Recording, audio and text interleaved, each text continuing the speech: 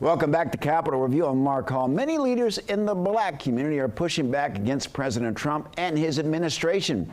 It's from the efforts to remove DEI and other incentive programs at the federal level, including colleges and universities.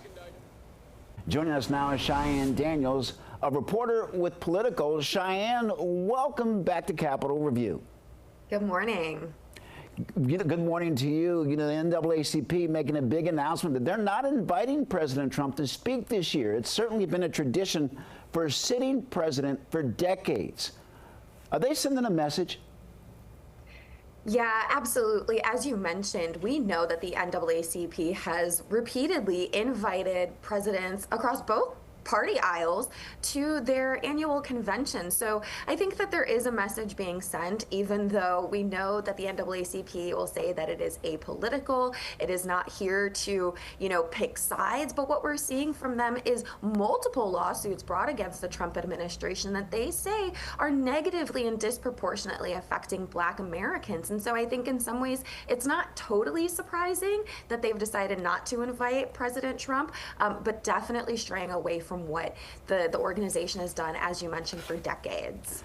Cheyanne, we recently celebrated Juneteenth with all of the DEI rollbacks. Can you see the administration perhaps taking aim at the holiday? Yes, so this is very interesting. We know that the administration did not recognize Pride Month this year as part of their attempt to stray away from DEI programs and policies.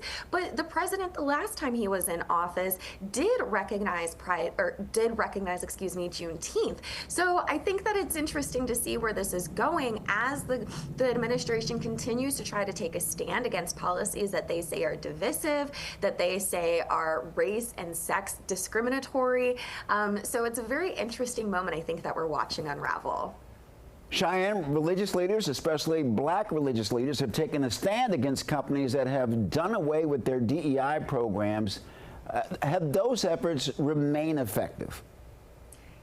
Yes, absolutely. So if you talk to Black church leaders, particularly thinking of Pastor Jamal Bryant, thinking of the Reverend Al Sharpton, these are the names of those pastors that have helped lead the, for instance, boycott on Target. And now we're hearing from Pastor Jamal Bryant that there will be a boycott on Dollar General instead. And really what they're saying is that the Black church holds so much power in our communities that when you think about it, it's unsurprising that the Black church could organize something like this. It was the Black church and Black faith leaders that organized the Montgomery bus boycott. And so we're seeing that Black church leaders are saying it is unsurprising that we are taking this stand when this is what we have done for decades within our own communities. You talked about the bus boycotts in the 50s and 60s. Do you think Black Americans truly understand the impact of those efforts now or back then and how they can still be effective today?